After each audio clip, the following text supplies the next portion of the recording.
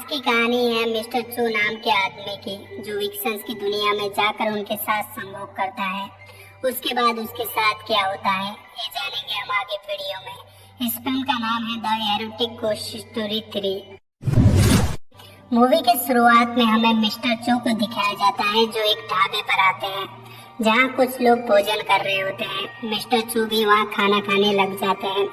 कुछ देर बाद उसी ढाबे पर मिस लियू नाम की लेडी आती है, जिसे उस रेस्टोरेंट में बैठे कुछ मवाली लोग एक लड़का समझते हैं और उसे अपने साथ खाना खाने का न्योता देते हैं। क्योंकि मिस लियू ने बिल्कुल एक मर्द की तरह कपड़े पहने हुए थे, वैसे भी चाइना में लड़का हो या लड़की किसी के दाढ़ी नहीं होती।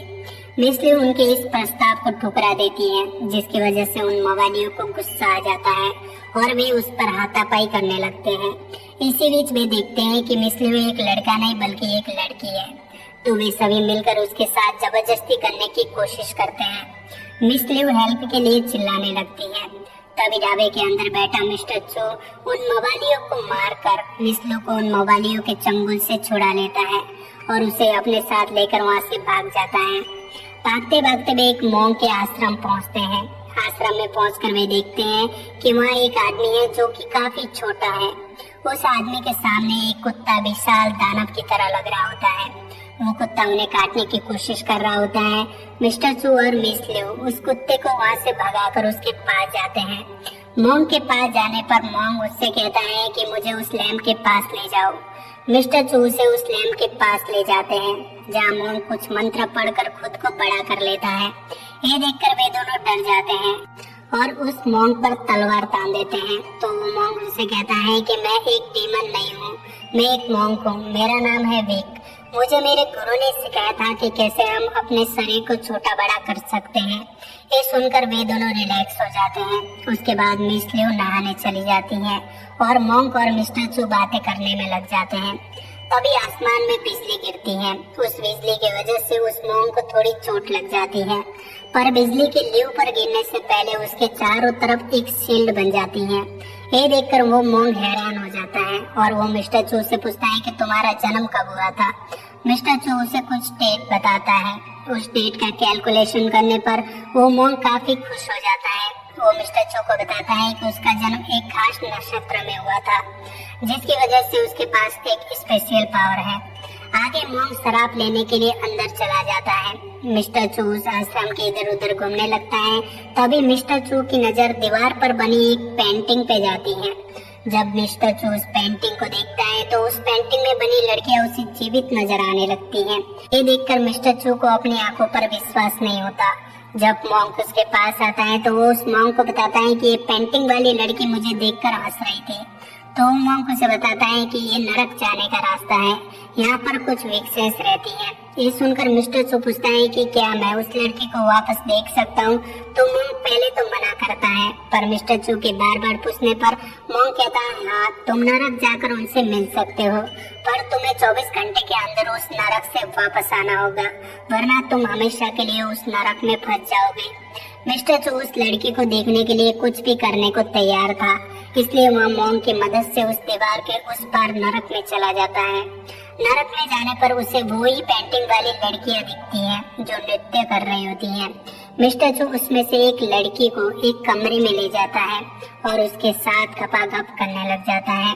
इस कार्यक्रम को वे दो लड़कियां बाहर दीवार के छेद से देख रही होती है। उनकी काम क्रिया को देखकर उनके अंदर की वासना भड़क उठती है और वे अपनी उंगली से खुद को संतुष्टि प्रदान करने में लग जाती हैं। कार्यक्रम खत्म होने के बाद वो लड़की मिस्टर चू को उसके नाम से बुलाती है।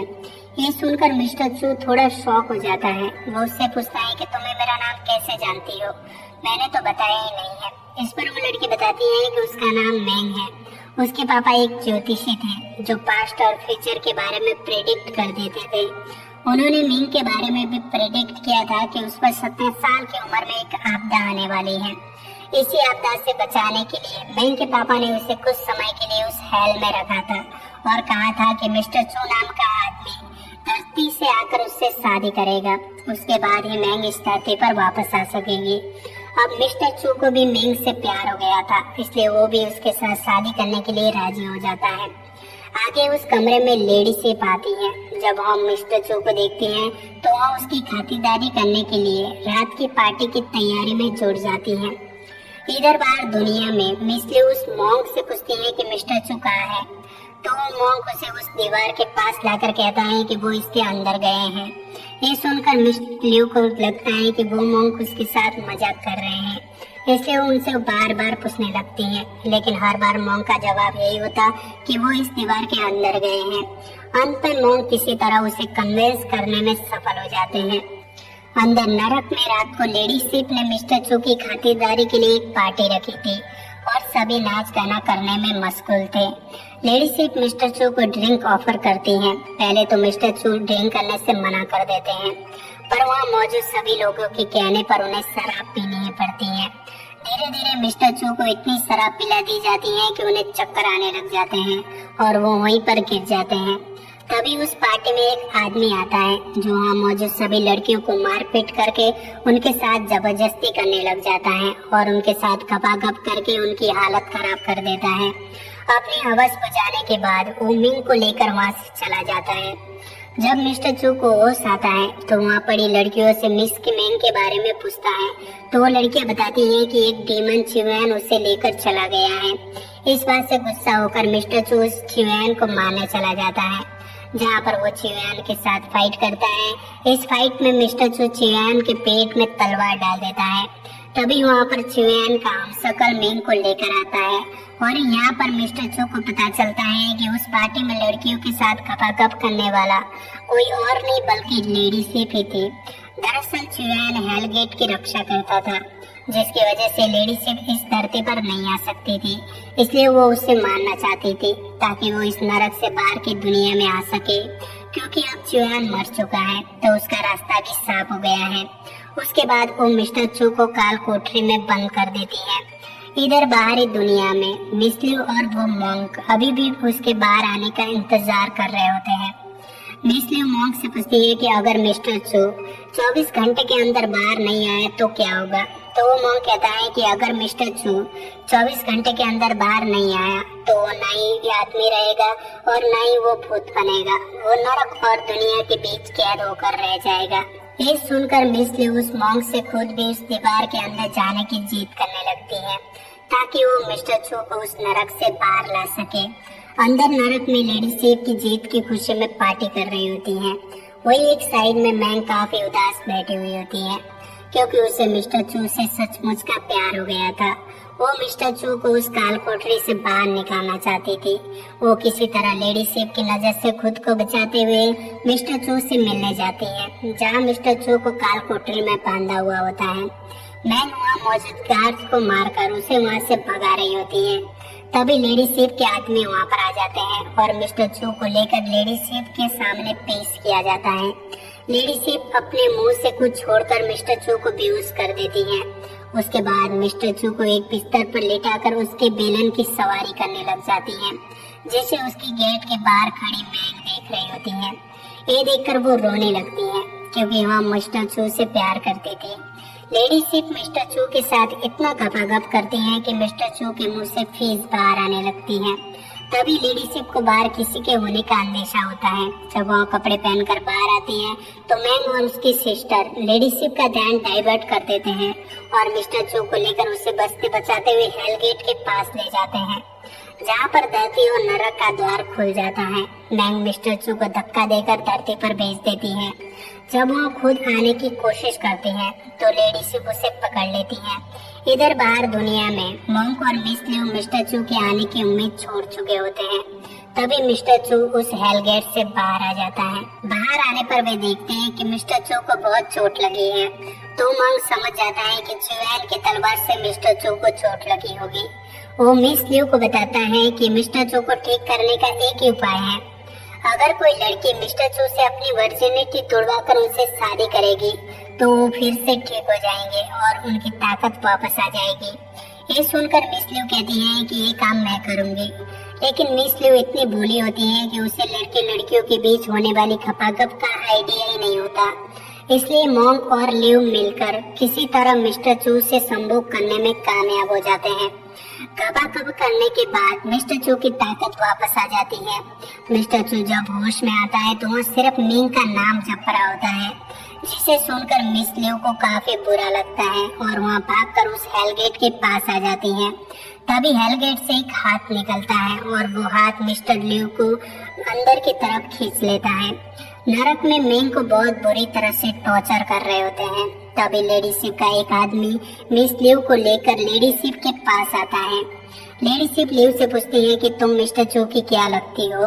लियो बताती है कि वो मिस्टर चू की वाइफ है। ये सुनकर लेडी शिप अपने आदमियों से कहती है, इसे तैयार करके मेरे बेडरूम में लाओ, इसे तो मैं वहाँ पर ठीक करूंगी। उसके बाद लेडी शिप के आदमी मिस लियो को पकड़कर ले जा रहे होते हैं। यहाँ पर मिस लियो की नजर मिंग से टकराती है। वे एक दूसरे को देखने लगते हैं।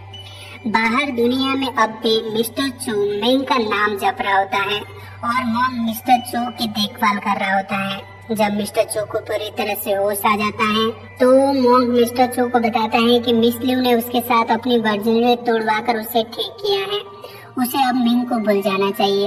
आगे मिस्टर चू उस मॉन्क को बताता है कि उसने चिवियान को मार दिया है लेडी शिप के कहने पर। ये सुनकर मॉन्क उसे कोसते हुए कहता है, तुम्हें ऐसा नहीं करना चाहिए था, क्योंकि चिवियान हेलगेट की रक्षा करता था, जो विक्सन्स को हमारी दुनिया में आने से रोकता था। आगे मिस्टर चू मॉन्क से पूछता है कि वो लेडी शिप कौन थी, तो मॉन्क उसे बताता है कि वो लेडी शिप कोई औरत नहीं बल्कि एक विक्सन्स है। विक्सन एक लोमड़ी होती है जो हजारों साल तक तपस्या करके एक इंसानी रूप धारण कर लेती है। उन दोनों के बीच ये सब बातचीत चली रही होती है कि तभी मिस्टर चू आसपास नजर दौड़ाता है तो उसे मिस लियो कहीं नजर नहीं आती। फिर वे दोनों मिस लियो को ढूंढने लगते हैं। उन्हें हेलगेट के बाहर मिस लियो का एक कपड़ा मिलता है, जिसे देखकर वे समझ जाते हैं कि मिस लियो हेलगेट के अंदर चली गई है। मिस्टर चू लियो को बचाने के लिए उस मॉन्क को भी अपने साथ उस हेल में चलने के लिए बोलता है, पर मॉन्क उसे साफ मना कर देता है। पर मिस्टर चू उस मॉन्क को जबरदस्ती अपने साथ उस हेल में लेकर चला जाता है। हेल में पहुंचने पर वे बहुत सैनिकों से लड़ाई करके मिंग को बचाने में सफल हो जाते हैं। उसके बाद वे तीनों मिलकर लियो को बचाने जाते हैं, जहाँ पर वो लेडी शिप की लियो के साथ खुद को रगड़ रही होती है। इसे देखकर वे तीनों एक प्लान बनाते हैं। वो मॉन्क एक मंत्र पढ़कर खुद को एक छोटे रूप में बदल लेता है और मैंग जाकर लेडी शिप के साथ खुद को रगड़ने लगती है। जब मैंग खुद को लेडी शिप के साथ रगड़ रही होती है, मौका पाकर वो मॉन्क लेडी शिप की काली गुफा में घुस जाता है। क्योंकि वो काफी छोटा था, वो लेडी शिप की काली गुफा से होते हुए पेट में चला जाता है। पेट में जाकर वो लेडी शिप के अंदर लात मारने लगता है, जिस कारण लेडी शिप को स्टोमक पेन होना शुरू हो जाता है। वो मिंग को धक्का देकर खुद से अलग कर देती है। तभी कमरे में मिस्टर चू भी आ जाता है तो वो लेडी शिप के साथ फाइट करने लग जाता है, पर स्टोमक पेन होने की वजह से लेडी शिप कुछ नहीं कर पाती। मौका देखकर मिस्टर चू मैंग और लिव को लेकर वहां से निकल जाता है। अब लेडी शिप को भी पता चल गया था कि उसके पेट के अंदर कोई है, इसलिए वो अपने पेट को हिलाने लगती है, जिसकी वजह से मॉन्क का संतुलन बिगड़ने लग जाता है। आगे मिस्टर चू उन दोनों को लेकर वहां से निकल रहा होता है। तभी लेडी शिप के आदमी उस पर हमला कर देते हैं। वे तीनों किसी तरह उन सैनिकों से निपटने में कामयाब हो जाते हैं कि तभी वहाँ पर लेडी शिप आ जाती है। वो अलग अलग रूपों में उन पर हमला करना शुरू कर देती हैं, पर वे किसी न किसी तरीके से लेडी शिप को हराने में कामयाब हो जाते हैं और वो मॉन्क भी लेडी शिप के शरीर से बाहर आने में सफल हो जाता है।